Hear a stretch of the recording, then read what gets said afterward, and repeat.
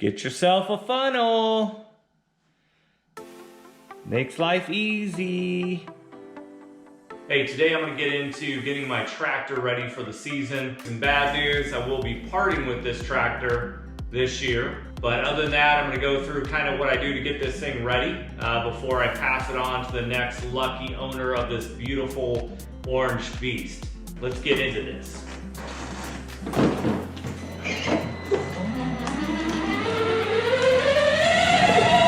I'm gonna go through some of the maintenance stuff that I do on this Husqvarna and have been doing for a number of years to it. It's definitely made it run very smooth. I hadn't started it up all winter since the last time I used it. This weekend, turned the key once, the thing fired right up. So definitely take care of your stuff. But I'm gonna run through a few different things I do on here.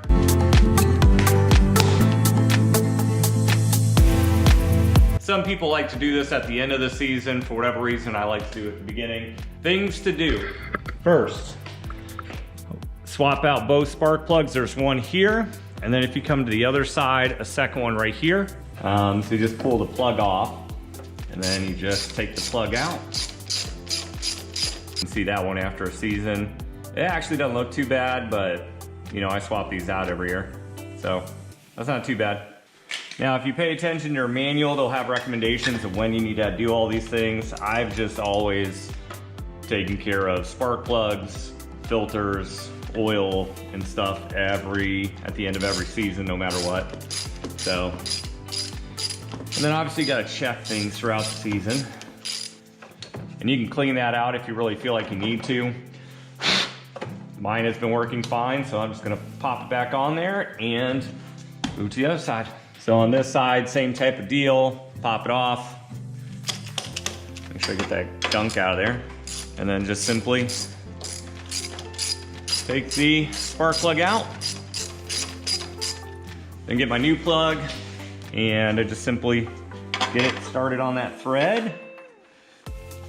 And again, there you get to the end, just hand tight. Don't want to overturn it. And then that one is ready. After I do that, inside here is the air filter. So I'll take the air filter out, swap it out for a new one. All I need to do is take the cover off, not too hard, 2 screws. Once I get in here, I pull the filter off, which that one's pretty dirty. And then you just take your new filter and it's as simple as you plug and go. So there you go. At this point, it's just a matter of buttoning it up. And the air filter is ready for the season. And then on the side here, I do have a fuel filter, which I like to swap out. Obviously, you got gas in here, and you just have to understand that when you pull the hose off, there'll be some gas on the ground.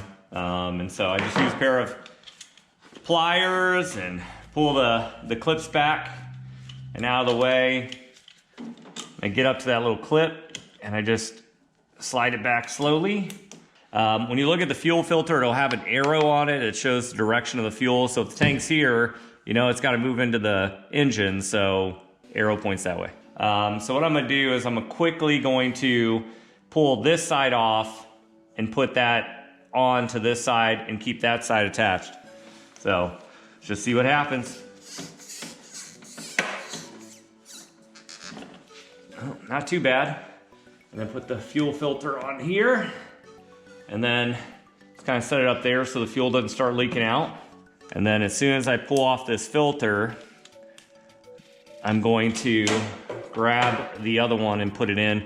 Now a trick, if you hold the hose end higher than where it goes in, it should hopefully stop too much of the fuel leaking back on you. So slowly just turn it out, boom. A little bit of fuel, grab this side, arrow pointing the correct direction, yes. And then at that point, just push it in. And then it's just a matter of sliding the clips back. And there you go. Fuel filter is on and ready to go. There's my oil filter right there. Once you remove these little side panels, they come off pretty easily. And over on this side is where you find, you have to look underneath there, but you'll see that little bit of yellow. that is where the oil will come out when you change your oil. So that's the plug. I hook up a little plastic hose I'll show you here in a second, and the oil just drains out. Let's get the oil changed on this Husqvarna. Now, if at any point you're ever doing maintenance on your mower and you can't figure out what it is you need, a lot of times if you lift up the hood and you look under the hood, you'll find a sticker. And on the sticker, it'll list all the item part numbers that you need, type of oil, the filter to get, the battery, fuel filter, spark plug, air filter, dry belts, blades if you want them. But a lot of important information is typically listed on the tag that's just underneath the hood on a lot of these lawn tractors. So if you're one of those people like me that loses your manual or just don't want another manual sitting around, that's an easy way to always reference when you're working on these. All right, so first thing with the oil change is you gotta get access to the plug. So you're gonna wanna take this, I guess this little piece of decorative trim off. There is a push button fitting that goes there. It's stuck on there, you just pull it off and you can reuse it over and over again. So once I have that pulled off, I just set it to the side. And once you take that off, you'll see that you have very good access to the plug. When you take the cap off, it will not leak oil. It's not until you turn it and pull it that the oil will start coming out. So before I do that, I wanna make sure I get my oil pan set up and my hose so that it all has somewhere to go. All right, to do the oil change, you're gonna need a hose like this. I just picked this one up at Lowe's. In their plumbing section, you get them in cut lengths. You basically go there and they can cut it for you. This one is a 1/2-inch diameter hose, and it'll fit right over that fitting that I'm gonna open up here in a second. The oil's gonna drain. So the hose can reach all the way over to this oil pan, so I'm not concerned about the length. Take the hose and you just stick it over the fitting of the oil plug. And then it'll start draining the oil out the plug like so. And I'm just gonna use this to kind of hold it in place. At this point, it's just waiting for the oil to drain, so. All right, so after about 20 minutes or so, you'll start to notice there's no oil coming out of the tube anymore. It's completely clear. So at this point, it's time to put the plug back in, cap it off, and then go to the other side and change out the filter. So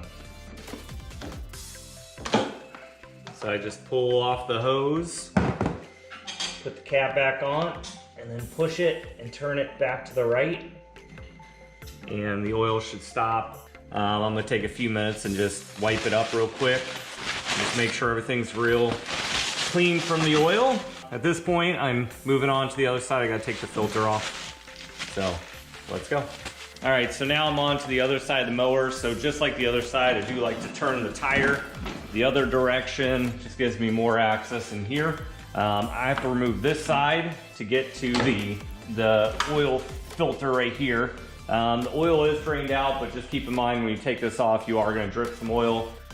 I do have a replacement filter ready to go. Just rub some oil on the gasket. So what I'll do is just go over here to the oil pan, do a little bit of this old oil, and just get a little bit of oil on that gasket. And what it does is it keeps the gasket from sticking. So then you come back over here, take off the old one. Sometimes after an entire summer of use, that filter does get on there pretty snug. So just slide it off. You'll see the oil pour out. Not much you can do about that. Just try to clean it up at that point, so you'll see it kind of leaking. But not a whole lot you can do to that other than wipe it up. At that point, now that the old filter is removed, you just need to put on the new filter. And again, you're just going to hand tight. So, all right, so here's the thing. The tractor will take 64 ounces. I was one of those people initially that felt like I didn't need a funnel. But I mean, look how easy that is. You just pour, you don't even gotta like aim it.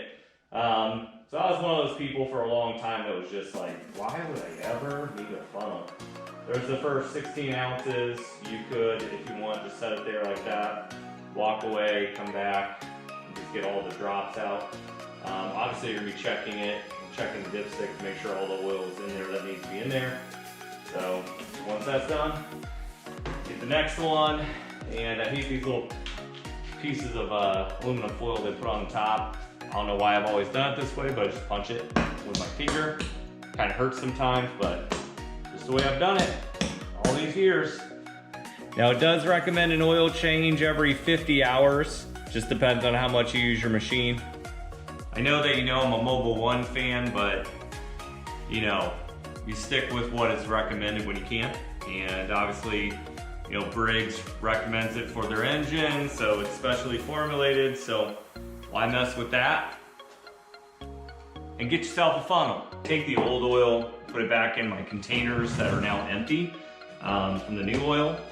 And what I do is I just fill them up and store them. And the first Saturday of every month in the area I live, they have a chemical drop-off and collection. And so I just take it to that location. Takes me like 5 minutes once I get there to even drop it off. And they'll take all my oil and unused chemicals and stuff like that, because obviously they don't want it in the trash or anything like that. All right, so the only thing left is to check the dipstick, and that is where you want to see it. I don't know if that shows up on the camera real well, but plenty of oil. Obviously, you want to check this probably after the first couple modes just to see where it's kind of at. Other than that, that's it for tonight. So take care of your stuff, it'll take care of you. All right, if you like what I'm up to, make sure to subscribe, hit that like button, check out some of the other videos on this channel.